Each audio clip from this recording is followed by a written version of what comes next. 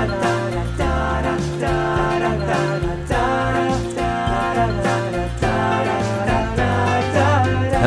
and welcome to Mapping the College Audition, a podcast where we explore the landscape of the college theater world and try to demystify this daunting audition process. I am your host, Charlie Murphy, director of MTCA, that's Musical Theater College Auditions, and today we've got Dominick Amendum from the University of North Carolina, Greensboro on the show. Did you notice the intro change? For most of the first 100+ episodes, I've made some kind of subtle pun in that intro on the kind of show that we have lined up for you. And I think I just want one less pun in every episode. So we'll still have plenty of them, I'm sure, but I've made this change. Probably should have done it at the beginning of season 3, but I'm doing it now. Better late than never. I think you're really going to dig this episode. It's a really fun conversation. We cover a lot, including some specifics that go beyond UNCG's wonderful program, which I think, as you'll hear in the episode, I give a bit of praise to them as a really successful, growing program. Now, all of you out there, please don't hear that praise if I didn't heap it on another exciting growing program as some condemnation on that other program. I've heard some of our listeners overly dissecting which words I use for different schools and trying to kind of like backwardly engineer my secret rankings. Of course, we all know my true secret rankings are only available on our Patreon page. Go to patreon.com and go search for us and try to give us a lot of money. That's a joke if you couldn't tell on that one. But it is a really hard to define thing, right? This idea of like, it's a growing program. It's doing better in the quote unquote rankings or esteem of certain students, whether it's growing in prominence or whatever the sort of ephemeral, ever shifting landscape of this process. Older programs might dip a little bit, new ones rise. And I think it's really hard to break these down into really easily definable tiers, even though all of us sort of have our ideas of some different tiers. It's why I lambast the top 5 or the top 10 so much, even though, of course, on some level, we all have our personal preference for us if we were to sit down and rank them. Well, there's a little bonus takeaway at the top. How about that? You're welcome. Happy fall to all of you out there. Things are going really well in MTCA land. We're gearing up for our biggest mock of the year, our October mock. It's a really popular time to do a mock because it can prep you for all of your fall early auditions so well. And the week after that, we're going to be heading out to one of those early auditions in Pittsburgh Unifieds. We mentioned PUA on this very pod with Dominick, where we'll get to see Dominick and many of our other scholastic friends of the pod, both old and new. We really love getting to be a part of PUA each year. We lead warm-ups and pump-ups and parent informational meetings, masterclasses, Q&As, all sorts of really exciting stuff.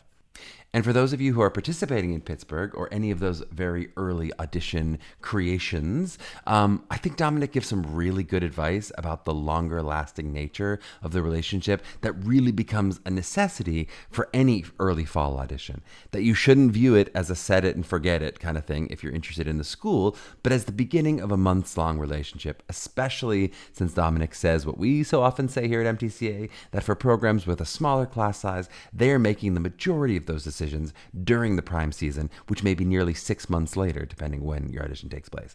So if you haven't interacted since the fall, you're likely not going to be fresh on their minds. I think he gives some really great advice about how to try to turn those early relationships into potential advantages for you. So I urge you to take that advice. And of course, I think it's worth remembering that all of these early paid audition experiences, they are advertising opportunities for the schools for you to learn about them. We always say it, and I think it bears remembering that you are the customer in this process. You are the customer, and hopefully it'll help you to remember that if you're dealing with any nerves this fall. But we really do love PUA, Pittsburgh Unifieds, that is, if we're not used to the acronyms, MTCA, PUA, we do lots of acronyms here. We've participated the last number of years, and the moms that run that program have hearts of gold, and all the students' real best intentions in mind. And I think that's in contradiction to so many of these kind of early consortiums, which can be a little bit more about doing a cash grab from the families, maybe especially preying on families who don't know this process well and just think they can be quote unquote done early, right? The reason Pittsburgh and MTCA have this special relationship that we do, other than of course our own shared Pittsburgh connection, is we really share the values of putting students first in navigating this crazy process. I think there are a lot of people who say that's their goal in this college prep world, but precious few who consistently lead with that ethos. Okay, that was a long intro. I cut one pun and added like 3 extra minutes of intro. I hope you enjoyed. But let's get to this interview with Dominick Amendum from UNCG.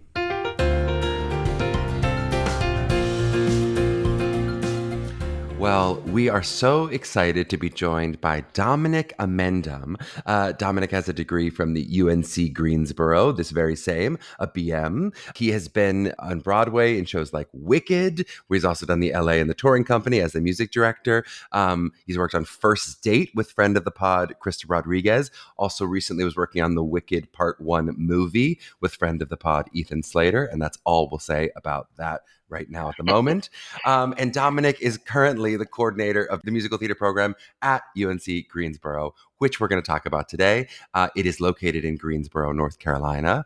They have class sizes of about 8 students per class, and the degree offer in BFA in musical theater, BA in drama. Dominick, how are you doing today? Welcome on the pod. I am great. Thank you so much for having me. You're so welcome. So I gave that little couple bullet points of the bio, but anything else you want people to know about you in terms of your journey to UNCG or your journey back to UNCG maybe? Yeah, well, my arrival back here was a coming home of sorts. My undergraduate degree is from here, and it was a very special time for me. I left North Carolina soon after and moved to New York and had my career. Worked as a music director in commercial theater for I don't know, about 18 years, and I Mm-hmm. actually am still working in the industry. But about 5 or 6 years ago, the university said, we're really looking to start this BFA musical theater program, and asked me if I would come down and coordinate it. So it felt like an amazing move for me and my family, and it was really Yep. exciting to have the opportunity to create a program like this.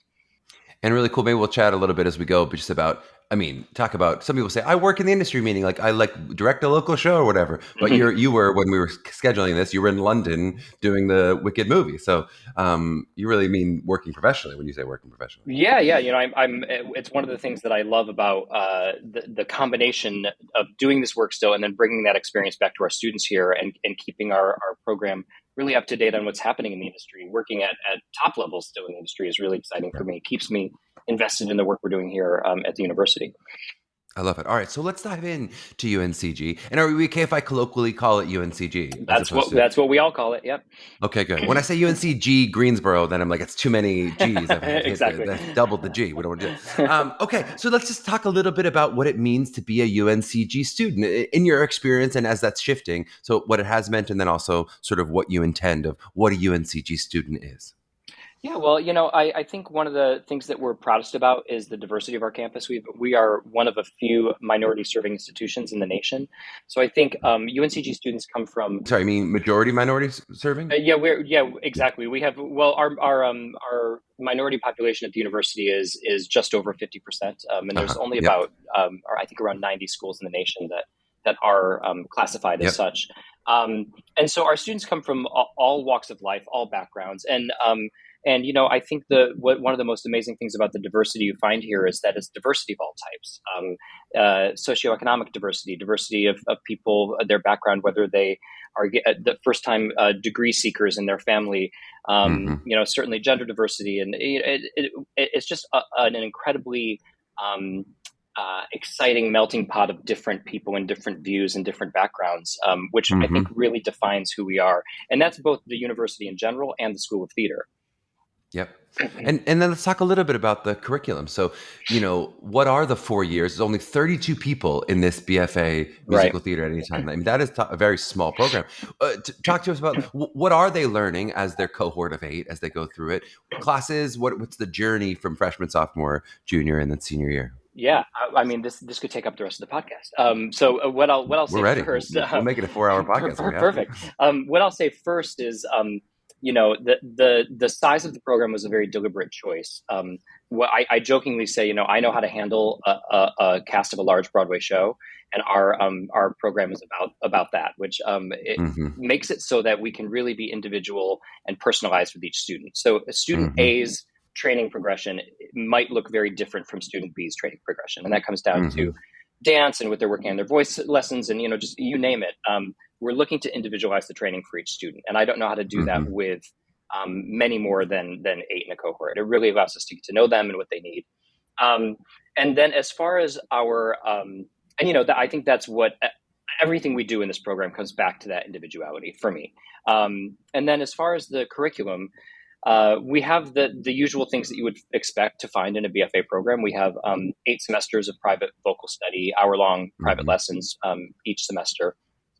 We have musicianship classes to support each student's journey as a musician.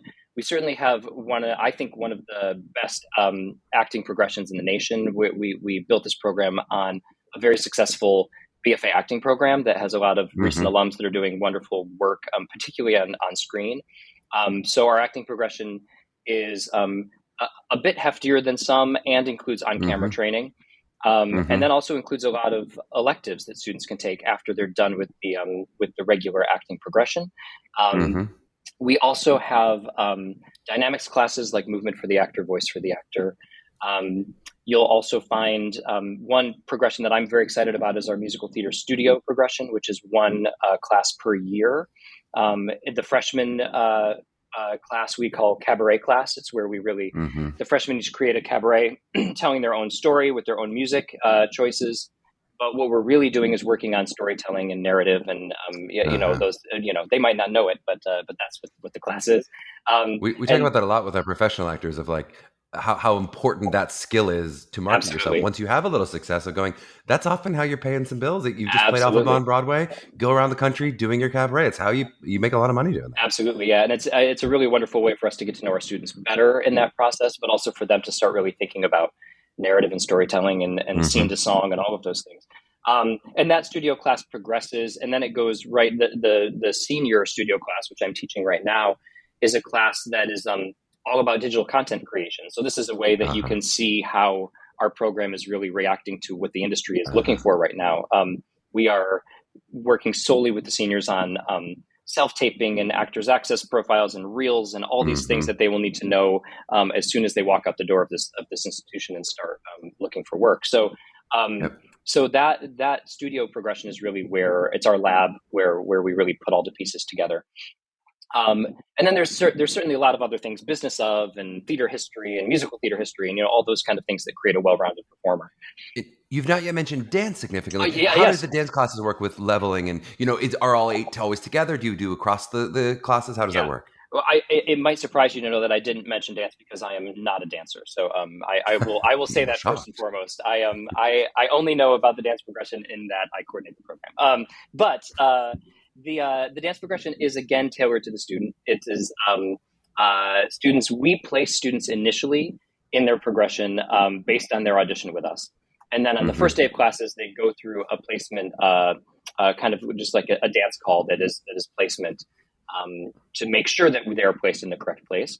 So our incoming freshman class, there are 3 different levels of ballet being taken by our freshmen that are here right now.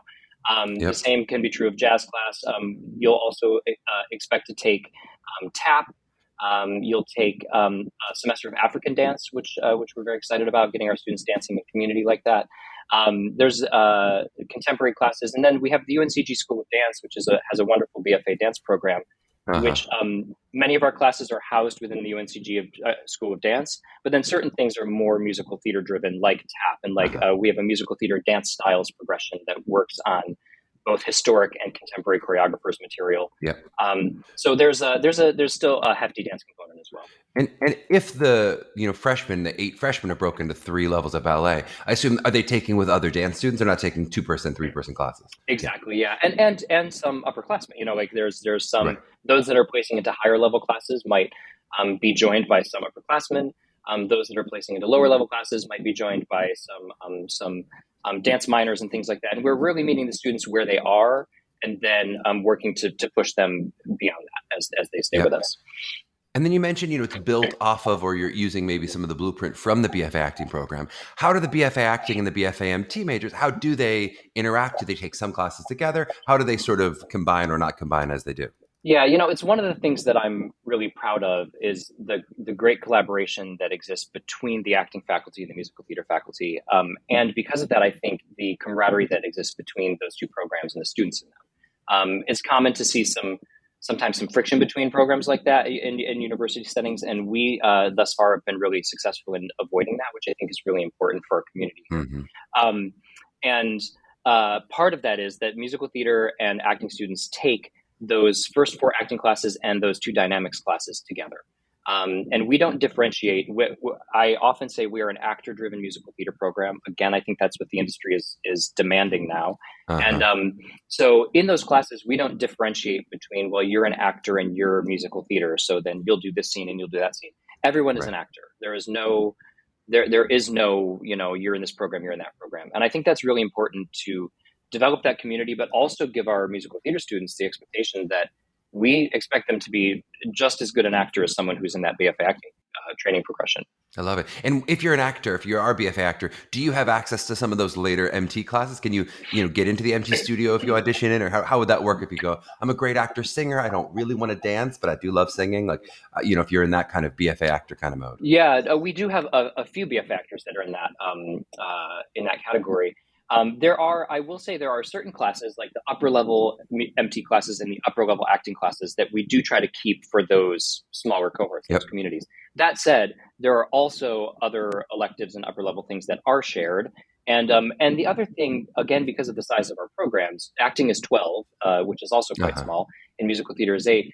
You know, when a student comes to us and says, "Man, I really want to do whatever," the answer is very rarely absolutely not. We have in this community, we really try to support the students. I have students who are like, "I really want to compose music," and I'm like, "Great, Hmm. let's call the school of music and get you in some composition classes and shore up your piano skills." And it's the same thing. I just had a student email me yesterday saying, "Hey, I really want to take Music Theater Studio 3. He's a BFA actor, and he was like, I think I would really benefit from it." He laid it out, and I was like, "Yeah, great. Let's talk about how we can Hmm. make that happen next semester." So it's all about the communication from the student, and if it's something that we can make happen, we will. You talked a little bit already in that fourth MT studio class of sort of preparing for self-taping and actors access, getting their reels together. But can we just talk about their kind of launch into the business, right? Some schools do a showcase, some schools do only digital. Some people, how do you think about, not just their preparation intellectually, but also then how are they meeting agents and managers and those kind of things? Yeah, it's a good question, and I think we, like a lot of programs, have changed what this looks like over the last 3-4 years, thanks to COVID. Because we were a school that did a New York showcase for I think 25 years. The BFA acting program had a well Hmm. established New York showcase, and then COVID happened. And what was really exciting is the year before COVID happened, our final in person New York City showcase, we had already introduced a film element to our showcase. So the Hmm. BFA, this was before the BFA in musical theater had any graduates, of course. So because we are a newer program, so our students would do their scene, and then there was a giant screen behind them, and then we would play film clips from their work and their on-camera training. Hmm. And so when COVID happened and everyone scrambled to create digital, taped showcases, we had these really beautiful, slick, filmed, kind of like film excerpts. They're filmed by Thomas Mendolia, who's an alum of our program, and then went to USC Film School and is having quite a run in LA now. And he comes back and Hmm. films our showcase. So when everyone else was doing kind of scrappy rehearsal studio filming, we had these really beautiful products to put out in the world. And so we got a lot of attention that year, and our students got a lot of traction. And so then the next year, we rolled to a fully virtual model, like everyone kind of did. And Hmm.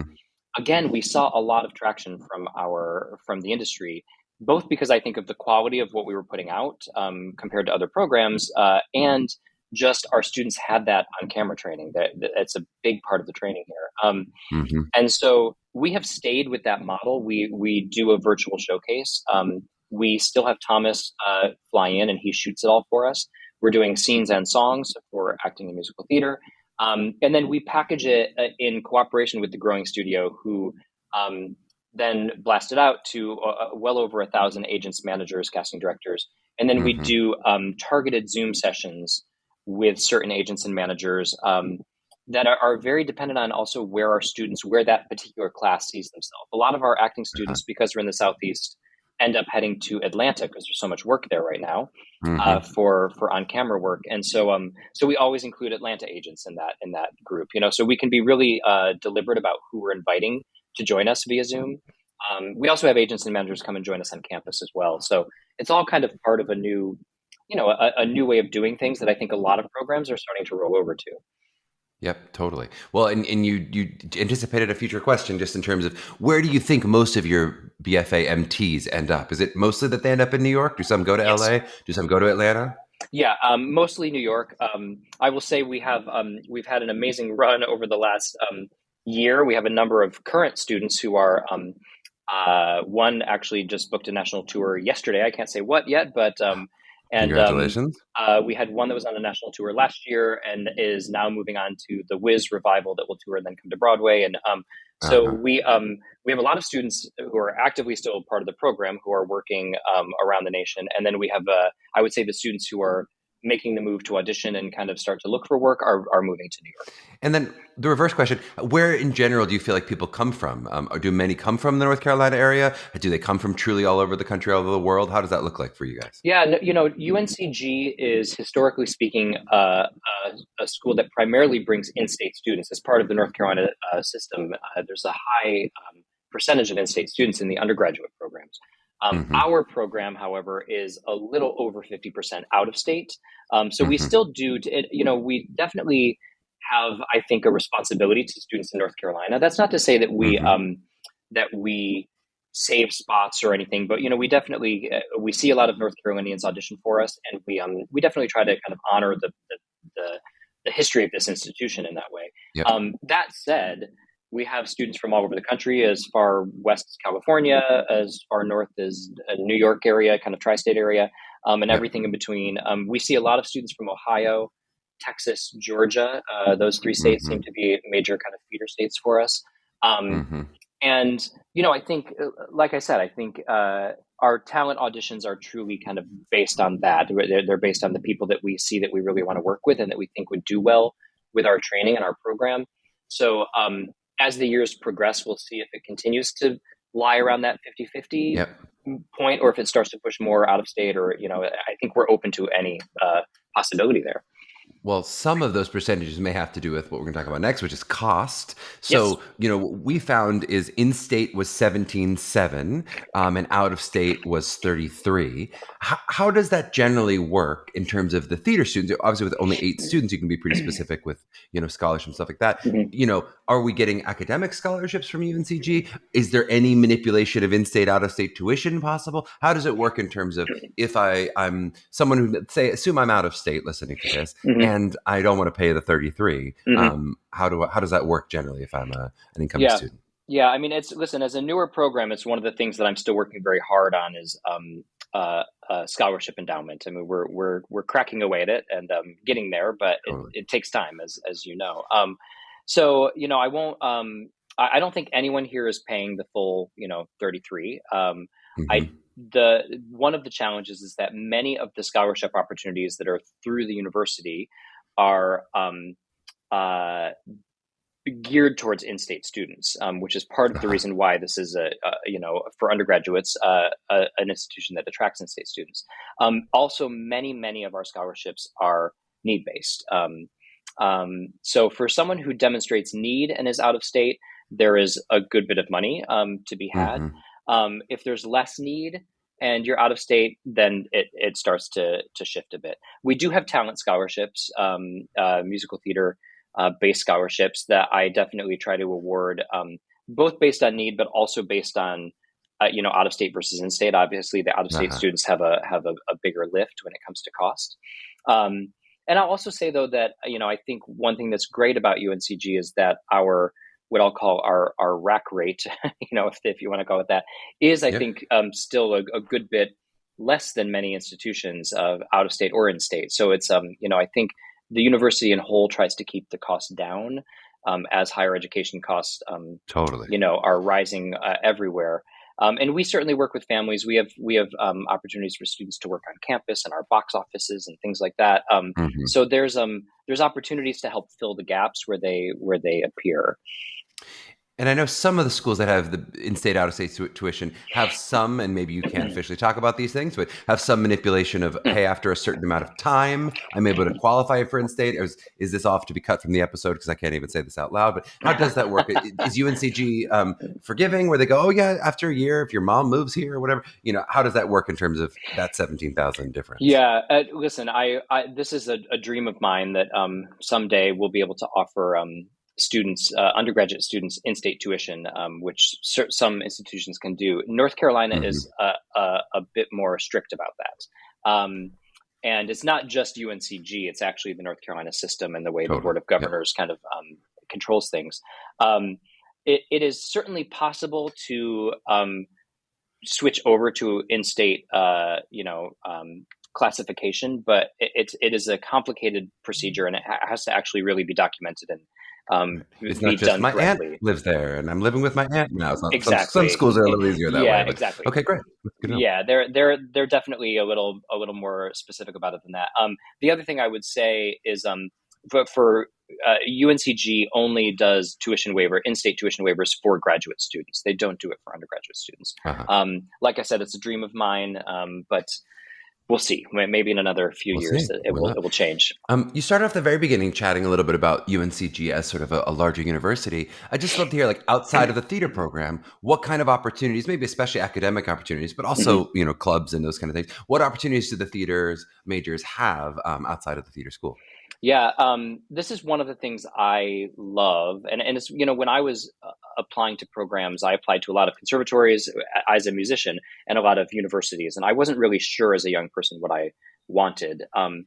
And looking back, I'm really glad I made the decision I did, because one of the first questions we ask students when they do their interviews with us is, "So what else do you do? What else Hmm. excites you? Which is kind of an evil question to ask a theater kid, because they do theater all the time, all of them, no matter what.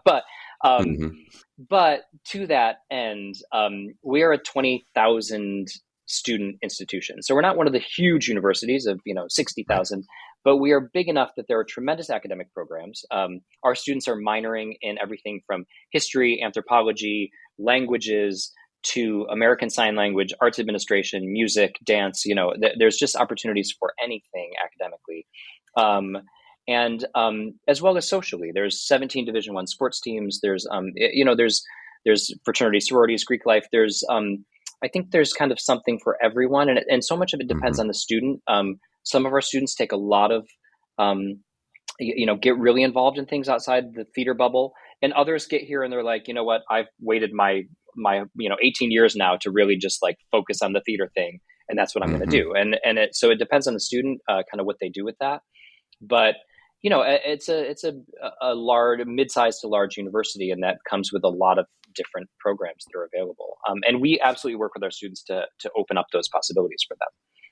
I love it. And you mentioned some of those minors. I guess I'd love to hear about, like, how does that work with coordinating minors when wanted, and also, is there the possibility? Do you have students who do double majors, and how would that work if so? Yeah, minors are common, I would say. I think I would imagine probably 80% of our BFA students are minoring, and minors are quite easy to handle, really. Hmm. And again, pretty much every program on campus has a minor program, and so that is easy to handle. Double majoring is a different story, just because there's so little overlap between a BFA training program and literally anything else Hmm. on campus. Hmm. If you want to double major in psychology and sociology, or something like that, chances are there's going to be some overlap in classes that you can kind of double dip. That doesn't exist. Your ballet class, they don't actually care about in the psychology department, though they should. Hmm. So that's the catch. And I think double majoring is possible if you want to be in school for an extra couple of years. Right. But I would not recommend that. I think there's a lot of ways to get involved in other areas without the double major. And I think that's pretty consistent across BFA programs. I know Right. there's It some is that are the trying rare to. BFA Yeah, program where you're going exactly. to Yeah, easily major. yeah, yeah. I'd love to talk a little bit about final decisions. You're mentioning your rack, or now maybe talk a little about your yield in terms of when you're picking 8 students. Oof, you're really going to be specific about which 8 you take in and which 8 say yes to you and all that. Yeah. I just love to hear about kind of like, what is your growth mindset as a program? Because I'll say, and I'll say this again about you in way of intro, that this is a program that is really emerging onto the landscape in a serious way. I mean, I Mhm. think that the way people talk about UNCG is like, oh, watch out for the U. It's coming, Yeah, right? yeah, yeah, How do you approach that pitch to students? Because often you are competing against schools that may have been out there for 100 years or yep, 85 years or whatever. How do you pitch the newness of your school versus what you're hoping to become? Do you see this as a, hey, I'm going to continue grow till I reach a certain point? Or how do you sort of see that growth, and how does that relate to your pitches when you're trying to convince students to come and be one of the eight? yeah. That's a great question. I think as grow, as far as numbers, I really don't have any desire to expand the program. I mean, and if we did, I think it might be maybe by one or two students. But again, I think But so no, much I of mean the growth in terms of it's your competitiveness, in terms of the way gotcha. people Yeah, think about you because I'll say I've seen that grow in the past couple of years yeah, significantly. yeah, One of the biggest benchmarks we notice is just how many students come in with you on your list already. We often yeah, add a lot of schools to people's lists. We've added you to many students' lists, but now more and more students come in already having heard of you. Already, yeah, you can yeah. see that is, and which is good for the current students, good for the future Hmm. students. All that's Hmm. good. Yeah. Yeah, no, and listen, as far as that, I mean, I came here to build kind of a program of national prominence, and a program that more than just kind of the recognition of the program, or people knowing about it. What I'm really excited about is to work with these young people and train them in a really meaningful way. Like I think beyond people knowing about us or our students booking work and all those things, those will come. What's really exciting to me, having worked with so many tremendous folks in the industry, you named Krista and Ethan, who are two great examples. The thing about these people who become kind of marquee names in our industry is they're Hmm. all really special individuals, and they are people who have learned how to be unapologetic about their individuality, and what about their individuality makes them castable and makes them interesting on stage, and translates to their industry. And so that to me is the goal when you talk about growth, or when you talk about kind of like expanding the program. I think if we do our job that we've laid out to do, which is take each of these eight students that come into us and instill in them this confidence in their own individuality, and what about them is special, and what about them, not strip away things from them, but build on what they have, um, Hmm. and help them translate that to a life on the stage. Um, all the other stuff I think will come. And I think that's what is happening. I think and as part of our, you mentioned, those offers and how we decide. And it's a big part of that decision. We can, Hmm. we can fix the singing voice. We can fix it. Like there are certain things that we know we can do in our program, but the one thing we can't do is just that essence of individuality, Hmm. and like that and that's what we look for so deeply as we recruit. I don't know if that answered your question at all, but It was it's a great answer. um Whether it was exactly my question, who cares? It was a great answer. I liked but it. I was, and to be totally honest, of course I want the program to grow, of course I want recognition, of yeah, course I want, because that's only good for our students, that only yeah, will help them down the line, and our alumni. But I think the way, for me, I just think the way to do it is really buckle down on those that are in this program and the work that we're doing with them, and that yeah. they will build the program, they will grow the program.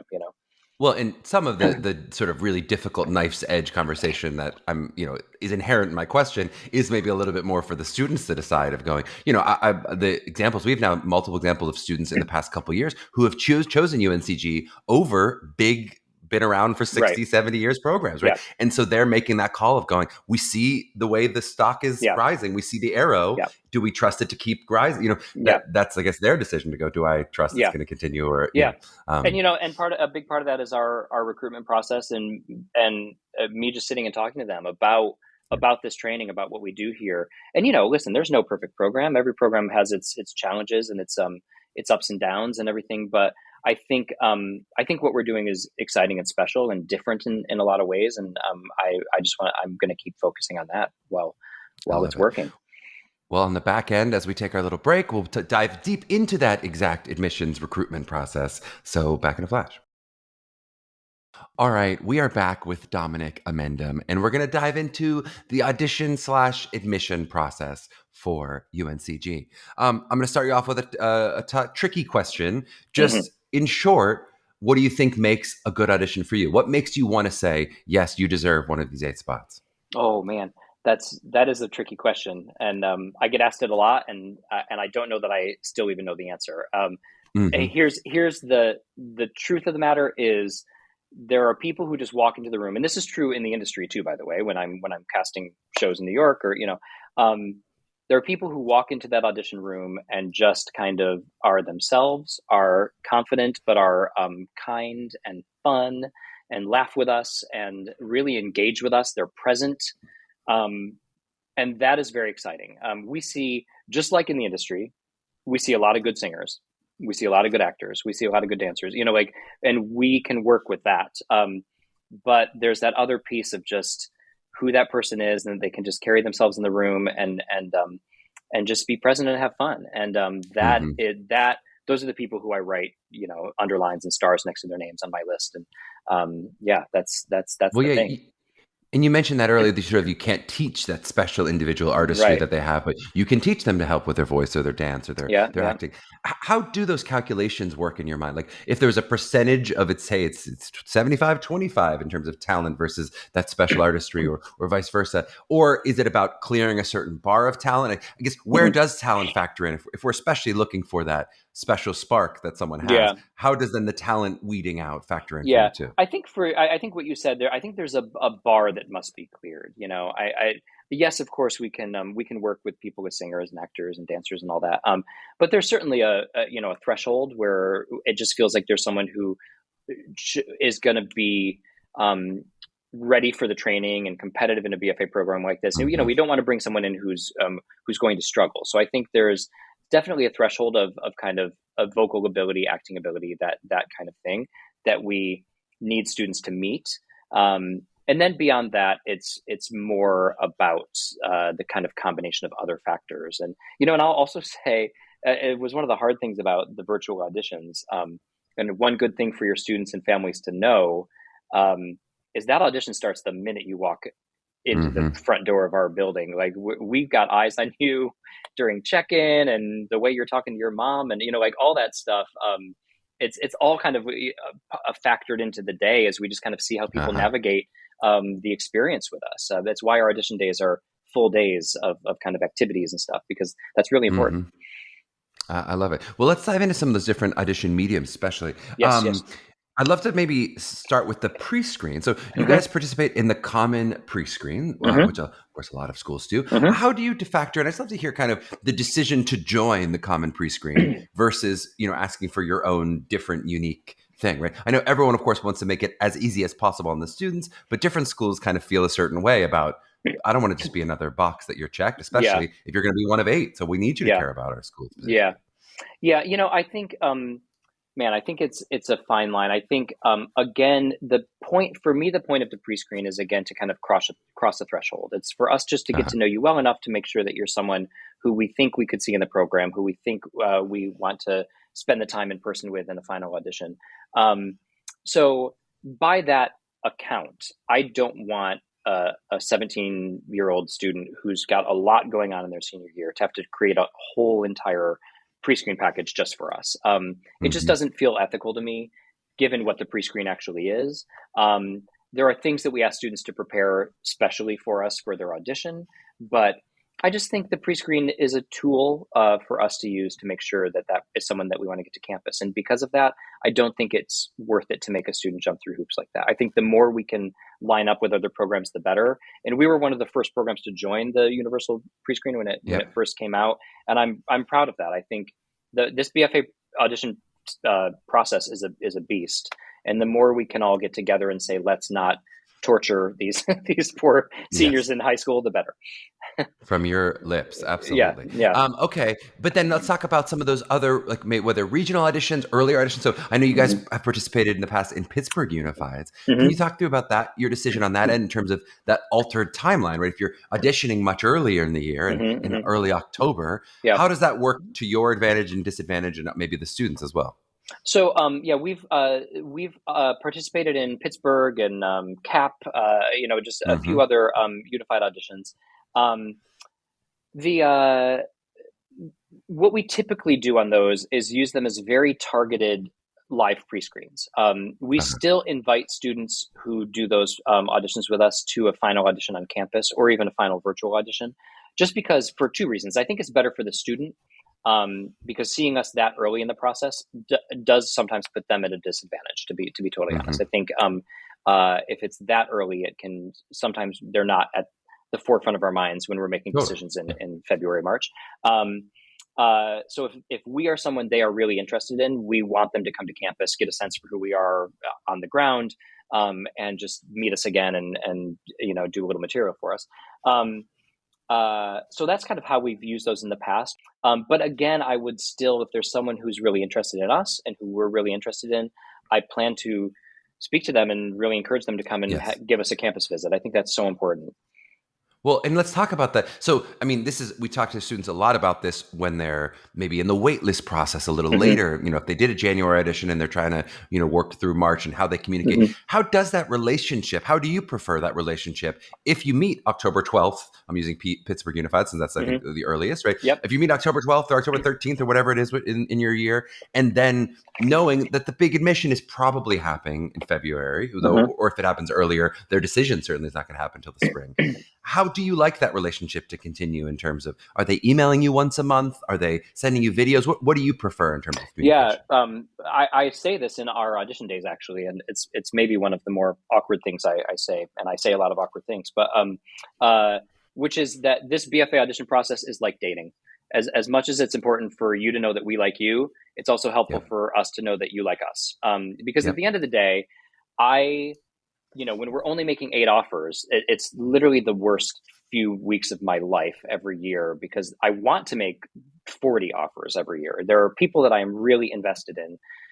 We're only making 8 offers. Our wait list are people who any other program would be just making them an offer. Like it's Hmm. just Hmm. it's torturous. So beyond that, I want to make offers to the people who really want to be here. And not that it's a waste of time to offer someone who maybe we're fourth on their list and they're going to wait to hear about those other 3 schools first. But if Hmm. we're first on someone's list, they're going to work their butt off when they get here. It's just like Totally. those are the people who I want in this program. So, um, it's really helpful for me to know that. And, yes, you can cross the line. I don't need to hear from you every 3 days. I don't need, gifts showing up on my doorstep or anything, but an occasional email that's just like, hey, I'm still really interested. You guys are really at the top of my list. I'm, like that really helps us as we make our Yeah. decisions. It really does. Totally. No, I love the dating analogy. We've made it many times on the pod already, but Yeah. there is something about it is maybe intuitive in dating, but not always in the college process. That like Hmm. you don't want to be the dog who catches the car. Like you Right. don't want to be with someone who doesn't want to be with you. Like Right. Right. of course we know that dating wise, but I think most students, if you ask them honestly, even if that school doesn't want you, do you want to trick your way into them? They would say yes right now, and Yeah. Yeah. I'm as soon as they get there, they would go, no, no, no. I Yeah. actually want to be at a Exactly. school that wants me and that cares Exactly. for me, and Exactly. And we'll the see. flip, by the way, the flip side of that too is, and I mentioned it already, but um, our wait list is very active because we only do make 8 offers, Right. and we're not a program. Some programs will make 30 offers expecting to get 20 yeses. We make 8 offers, and that's part of the way that we protect the diversity of all types in our Yes. program is by only making very specific offers for the spots that we have. And so because of that, our waitlist is very active. We have students come off our waitlist every year. And the thing that I continually try to hammer home is that what I said, our waitlist are people that I desperately want to work with. They are not Yes. second choice. They are not, there are so many things that go into the decision making. They are people that I want in this program. And so I want to be very clear about that too, that I think sometimes there can be that sense of like, oh, well, I was on the wait list. Yeah. The day we start classes, no one knows or cares who is on the wait Of list or not. course. You're Yep. all a student here. We're all working together towards a common goal. That's the end of I love that. Well, and that's really helpful because some schools do, to your point, they take 30, and some schools also say, we'll end up with the diversity that we end up with. It's Right, not something that they're always conscious of, whether that's diversity of race or gender or height or right, whatever, right. geographical diversity we're talking about, right? How does that work for you as you're thinking about, you're not going to be able to get exact all identity types, Right. mirrored one-to-one in terms of people. But, if you've accepted 8, and assuming you don't yield all 8, which most schools do not yield Mm-hmm. 100% of the students they accept, how Mm-hmm. does that work as you're factoring in, okay, somebody seems like they're going toward a no, I'm going toward a yes. How are you balancing those scales? Our wait list is, again, very specific in that you might be number one for this spot, and you might not even be on the wait list for this spot, or the wait list is kind of specific to those 8 offers, and we definitely are looking at many things. The class above you, again, with only 8 in the class, we do really want to make sure that it's an incredibly diversified group of people that we bring in. Uh-huh. And that's also good for our students because it gives them more casting opportunities. If you have Uh-huh. 10 of the same type, 9 of them aren't going to get cast, Mm-hmm. so, so we're looking at so many different factors, and, so far, knock on wood, we've been really successful. But, and again, diversity means so much more to us than simply race. It is like Mm-hmm. voice type, it's body type, it's just, there's so many different things that we're looking for Yep. to make sure that we can serve so many different kinds of people in this program. I love it. Well, let's dive into academics. So, if you want a student of the 8 artistically, you've seen them at whatever. Let's say you've seen them early out of Pittsburgh. You've seen them in January. Either way, you've seen an audition at this point. How Mm-hmm. much now is based on academics, like grades or test scores or essays? Anything in the application aside from the artistic part of it factor in for you? Yeah, very little. We actually try to keep our BFA auditions and application process completely separate from the university admissions process. The last thing we will do when we have decided which 8 we want to make offers to is check with the university that they all have cleared the bar of university admittance. Yep. And in the past, there have been some people that haven't, that the university's worked with us on. We have someone in the program who came from like a ballet boarding school kind of situation, where she was Mm-hmm. for a number of years. And so she lacked certain academic things. And I made a case with the Office of Admissions and said, this is an exceptional performer. And they were great with that. So even then, we can still kind of help guide the decision, Yep. within reason, of course, but you do have to clear that hurdle of university acceptance. But that operates totally independently of our process. We really kind of want the two things to live in separate Yep. silos until the very end. So you're certainly, that would mean that not reading like their Common App essay. Do No. you read anything supplemental? Do you read letters of recommendation? Do you look at any parts of the application in that way? No, students will send us sometimes artistic letters of recommendation. We don't require it, but some students Uh-huh. send them, and I do read those. Otherwise, we place a lot of kind of weight on their interview that they do with us as part of their audition process. For us, that is the essay, kind of Right. That's how you're sitting in the getting to room know them. across from them. Yeah. Yep. And you mentioned, virtual auditions. So you are maintaining now moving forward virtual auditions as well as those on-campus days?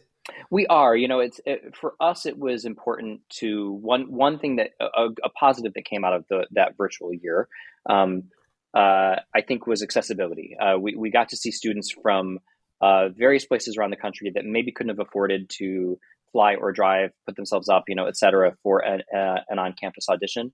And so I really wanted to hold on to that accessibility. I don't think that anything can beat a campus visit. I think Right. I'll say it again and again. If someone is really interested in us, I think getting to campus and meeting us in person and sitting in on classes, all that is so important. But I think the virtual auditions are a really wonderful tool for accessibility and a great step to just get people from further afield that might not be able to make it otherwise. Totally makes sense.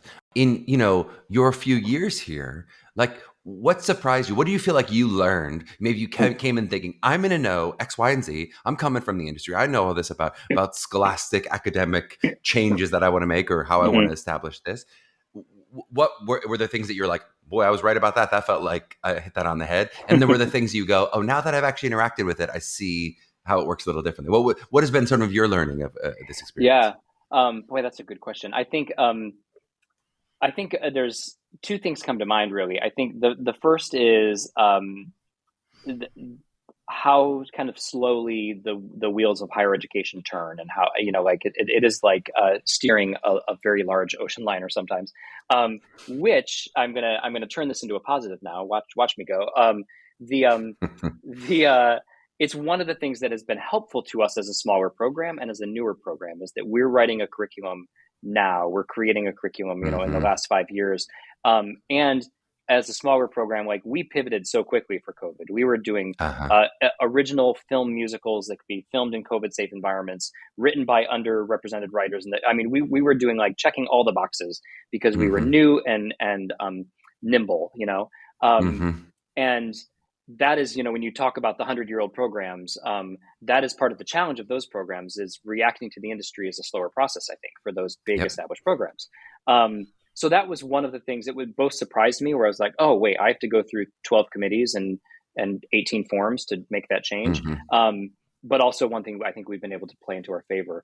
And then the other thing that I wasn't ready for, to be honest, was, and we just talked to all our incoming freshmen about this, the toll that COVID has taken on this generation, and the mental health and kind of wellness challenges of this generation, I think, because of that. And Mm-hmm. one thing I'm very passionate about, is supporting our students in that journey and making sure that they have the resources, here and otherwise, but also making the transition from like the need for a mental health day, meaning you don't show Yep. up, to it Yep. meaning I do show up, and I learn how to navigate through that, and I learn how to do the best work I can do that day. It's College is really a transition time for this generation, I think, to start to understand that when you're out of college, a mental health day might mean that you don't get that job, or that Right. you're passed over. And so supporting our students, but also getting them to a point that they are showing up, and are showing up for each other first and foremost. That is, I wasn't fully prepared for Yeah. just all of that part of the job and part of the program. I think who could be, and Yeah. it's so smartly said, that finding that balance, because Yep. of course they need the support that they need, of course, Hmm. given the Hmm. specific challenge of COVID, but also the support they need to potentially make some of the changes to the parts of the industry that need to be changed, that are Absolutely. toxic, and Yep. that, Yep. but then also to live within the balance. It can't create such a bubble in a college that they're just absolutely shocked when they go, okay, but that's so not how the world works. That Yeah. doesn't work Yeah. for me, and then Exactly. how am I going to work in this industry? Yeah. It's a really tough. I don't envy that specific balance that you've got. Yeah. Yeah. But I am so interested to see. I mean, we certainly have observed the sort of toll that COVID has taken on. Hmm. We're saying generation. I hope it's not the full generation. I Yeah. wonder if how deep the ring cuts of Yeah. was it 2 classes, 3 classes that was deeply affected. It seems like maybe even this upcoming year is not as sort of traumatized by it in the Yeah. same way that the Yeah. sophomores, juniors who really were stuck in it in the worst way. But I guess that we're still going to see.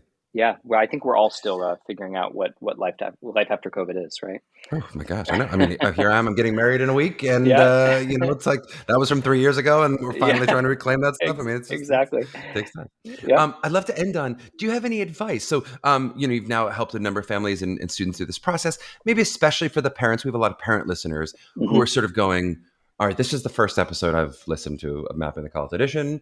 I don't know how this process works. I'm a little Hmm. overwhelmed. I don't know how to Hmm. help my child through this process." Any Hmm. advice to those parents who might be listening? Well, I mean, I think there's certainly a lot of resources out there, that exist, that you can, I know there's Facebook groups, and obviously this institution, and like there's so many different resources that you can read up on. But the one thing I would say is, oh man, like, your child does theater because they love it, and like, all of us started in that place because it was something that was a passion, and we love. And it's one of the things that worries me about the BFA audition process, is it's become such a beast that it some of Hmm. the joy gets zapped out of it, and it just becomes a kind of Hmm. a big scary process. And so, there's all those things, like, well, if you want to get 5 acceptances, you got to audition at 25 schools. There's all these kind of, Hmm. like, schools of thought and everything. And the one thing I would say is, there's I think it's possible to do it your way. It's possible to figure out, like, okay, as a family, we can commit to this many auditions and this many application fees, and that's what we're going to do. And I have developed a lot of trust in the process that students end up where they're meant to be. Mm-hmm. Every year I see that students that I think belong with us and don't, then I see them down the line and I'm like, oh yeah, that was a good choice for them. And students that Mm-hmm. come, I don't know, I just feel like that every year the 8 we have, I think, well, those were the 8. Those were the 8 all along. And so trusting the process, trusting that your child will end up where they're meant to be. And even if that's not right away, we are trying to become a more transfer friendly program. Uh-huh. And we had one student transfer in who auditioned for us, chose elsewhere, and then called me a year later and was like, I made the wrong choice. Uh-huh. And she belonged here without a Mm-hmm. doubt. So, I think just trusting the process and setting your own parameters and really knowing what your child, your family can do and support, and ending there, and then believing that the rest will fall into place. And I think also reaching out to the people who know. There's a lot of people who can help. I'm always happy to chat with people. It's just reach out to people who can give you guidance. I love it. Such good advice. And boy, is it true in terms of the joy of this process that Hmm. if you're not able to successfully bring that joy into the room, if you're Hmm. bringing the ball of stress of all the applications and things, then that's what's they're not going to meet your best self. And then you could Exactly. end up going, what school actually would have loved you if they got to meet you, but they met this Exactly. Yeah. terrified, stressed person. Yeah. Yep. Yep. That's great advice. If people want to check out more information, what's the best way to check it? We have Instagram handles. Do you want websites? Where's the best place you direct someone to? Yeah, I think musicaltheater.uncg.edu is the direct link to our website, which has a lot of info. And then Hmm. our Instagram, which is at UNCGMT, is very Hmm. active and I think gives people a lot of just kind of insight into day in the life, kind of what our students are up to, what's going on here. Those are the best ways, as well as, I'll keep saying it, schedule a visit. We love to have Yep. visitors. We love to have folks come and sit in on classes, observe voice lessons, all of that is possible. And if people are interested in a visit, they can actually just email me directly if they would like to, and I'll get them set up with the people who can get a visit on the books. Awesome. And we'll put all of that information in our show notes so people can click or copy and paste if they're going to be Amazing. emailing you directly. Perfect. Dominick, thanks so much for the time today. This was such a pleasure. It was my pleasure. Thank you. And thanks to your listeners. I hope I get to meet a lot of them soon.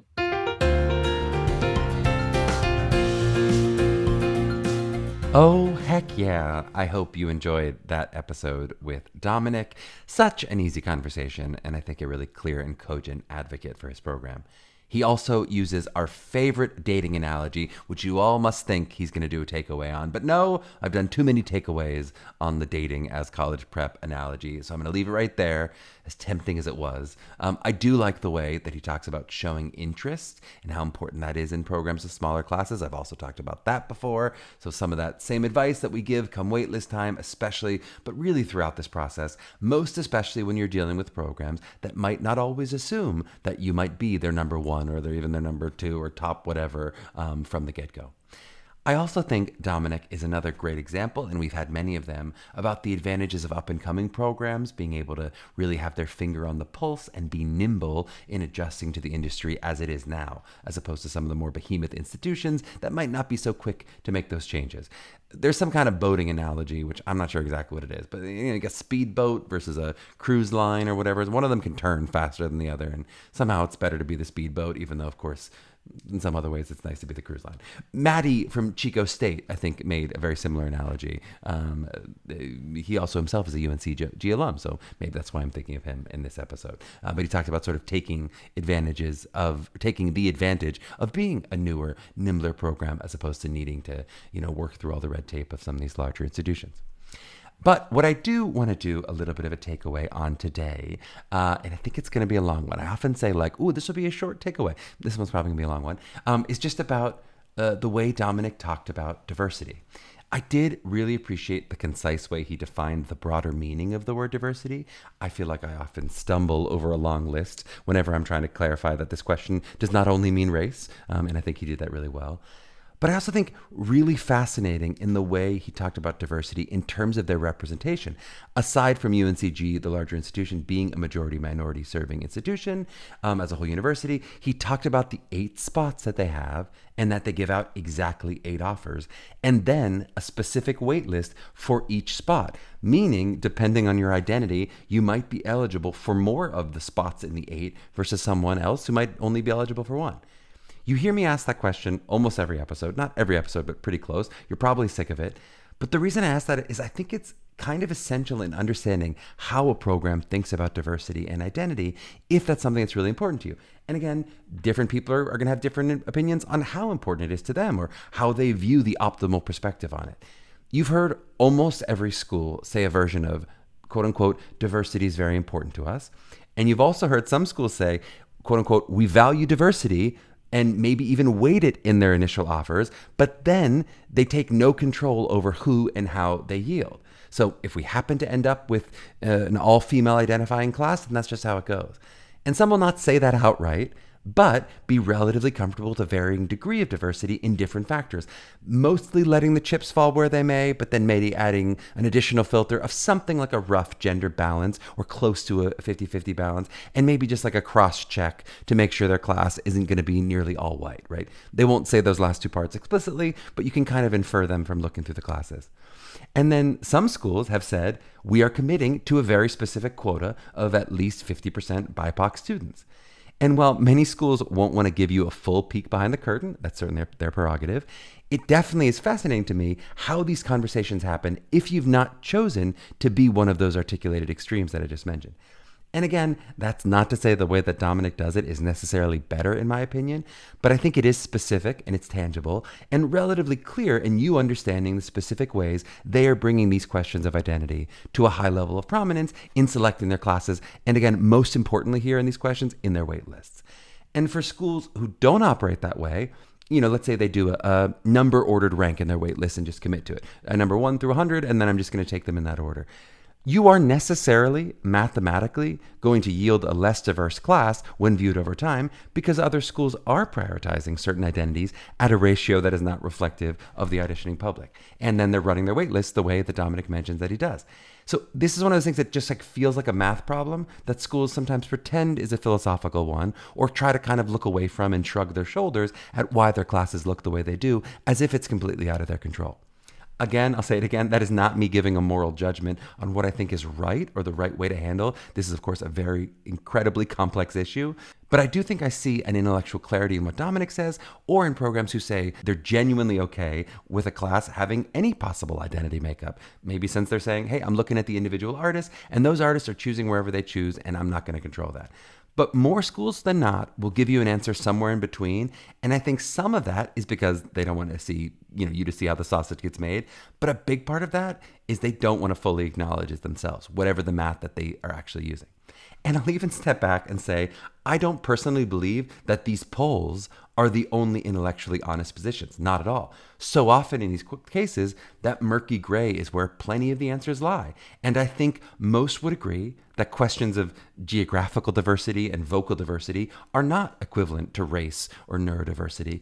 And even further, that even any of these identifiable identity markers are not always as relevant as personality traits that might be very impactful for class makeup, even if it's not a box that you can check on a government form. But in 2023, I will say I don't find a lot of people speaking logically and sensibly in terms of these definitions and how they approach these questions from a gray middle position, even if you might be able to sort of suss out a loosely defined idea for themselves that they've come up with if you were to look at their yields and try to reverse engineer it. Well, that's it. I promised a long takeaway, and you got a long takeaway. Another episode of Mapping the College Audition in the books, complete with a serious diatribe from your favorite host, and produced by Meghan Cordier. Check us out on Instagram at Mapping the College Audition. Head over to our website at mtca.nyc. Give us some love via the ratings and reviews. And of course, feel free to give me your intellectually honest position on all things identity in that review if you choose to do it. And just triple check for me that you've hit that subscribe button. If you've already hit it once, please don't hit it again. If you haven't hit it yet, once is enough.